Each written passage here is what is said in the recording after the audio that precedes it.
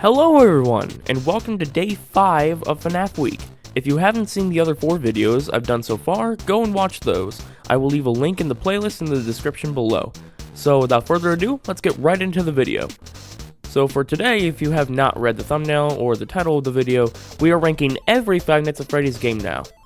Now, before we get into the video, I would like to point out that everything said in this video is based on my opinion.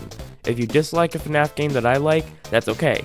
Everyone is entitled to have their opinion on something, and if you don't agree with me, just keep that to yourself, and don't rage in the comments saying how my opinion sucks.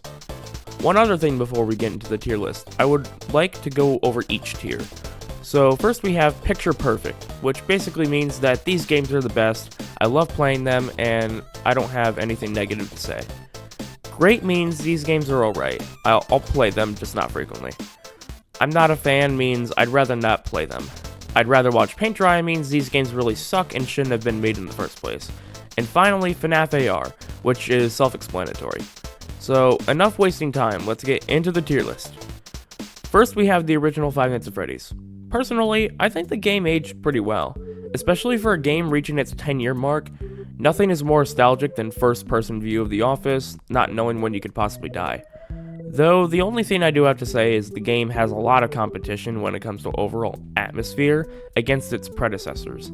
Take this for instance, FNaF 2 has much more ambiance and sound cues that leave the player unnerved. FNaF 3 has 2 screens that you have to watch and maintain while having to watch out for jump scares. And FNaF 4 has purely sounds that you have to pay attention to at all times or game over. Does the first game have these? Maybe, but in my opinion, not so much. So FNaF 1 can go in great.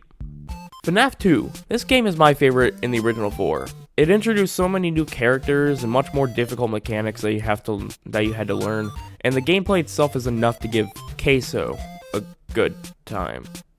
And plus, it's the first game that goes in more depth of the lore of the franchise. And plus, the toys, in my opinion, are easily one of my favorite casts of characters, so FNaF 2 gets to go in Picture Perfect. FNaF 3. FNaF 3 was obnoxiously easy and boring.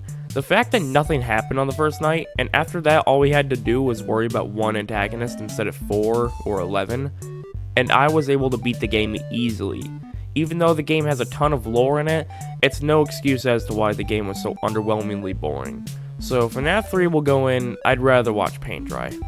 Next is FNaF 4. FNaF 4 was the first FNaF game I had ever played that took me years to build up enough courage before playing 1 minute of it, and even then I pissed my pants. The character designs of the nightmares are absolutely incredible, and the installment of the Halloween update was actually kinda creative, despite them adding the worst character in FNaF history. So FNaF 4 gets to go in great. FNaF World. I don't know what to say about this game. It's a cute and fun idea, but nowadays the game is just a dream that you can't remember after waking up. I can't tell you how many times I've 100%ed the game since it came out in 2015, so this game gets to go in, I'd rather watch paint dry. Sister Location is next. If I'm being honest, I loved Sister Location.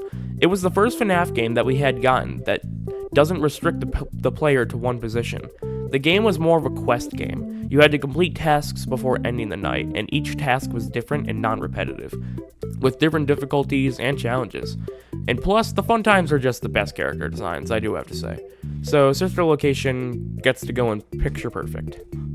Next is Freddy Fazbear's Pizzeria Simulator. I liked the game personally, but the more I played it, the more boring it got. I stopped enjoying it, needless to say, but the game and its unique character designs and mechanics. So the game will go in, I'm not a fan. Next is Ultimate Custom Night. I'm not a fan, and I never will be a fan. The game is too difficult for my liking. Next is Help Wanted. I personally liked Help Wanted. I thought it was a creative idea. I loved the design of Glitchtrap and the overall atmosphere of the gameplay. So the game will go in great. I'm going to throw the Curse of Dreadbear DLC in with Help Wanted, as everything I said applies to the DLC as well. Alright, next we have FNaF AR. I hate it! It's the worst game in the franchise, and should have never been added to the line of games.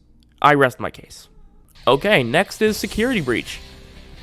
I know this is going to ignite a lot of haters, but Security Breach is going in Picture Perfect.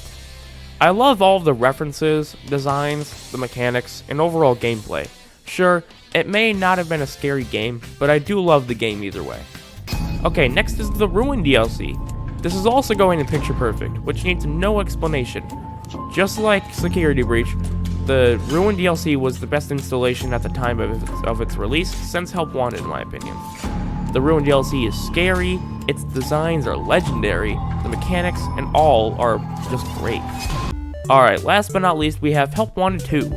This game is going in great. I love the gameplay and all. It was certainly an upgrade from Help Wanted 1, but I love the game and its mechanics. Alright, that'll be the end of the video, guys. Thank you so much for watching. Stay tuned for the next video to be released tomorrow. Make sure to comment, like, share with your friends and family, and please do subscribe. Join the Discord server, buy the merch, and I'll see you guys in the next one. Goodbye.